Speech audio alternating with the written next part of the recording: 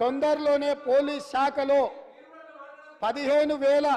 Police ఉద్యోగ నియామకాలు చేపట్టి మా చిత్తశుద్ధిని నిరూపించుకున్న బాధ్యత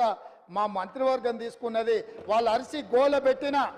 చొక్కాలు చించుకున్న 15 రోజుల్లో వాళ్ళు అడ్డం పడ్డా సరే 15,000 నియామకాలు పోలీసులను చేపట్టి నిరుద్యోగ యువకులను ఆదుకునే బాధ్యత మేము తీసుకుంటాం అధ్యక్ష. కాబట్టి ఇవాళ గ్రూప్ 1లో కూడా పరీక్షలు లోపభూయిష్టంగా నిర్వహించడం వల్ల high court single bench, high court divisional bench అన్ని కోర్టులు వీళ్ళు అవలంబించిన విధానాలను కోర్టు కొట్టేస్తే లక్షలాది మంది నిరుద్యోగ యువకులు పరీక్షలు రాసి మీ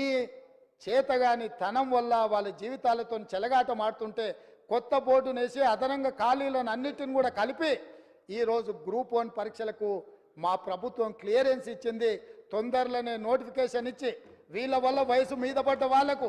46 సంవత్సరాల వరకు ఉద్యోగ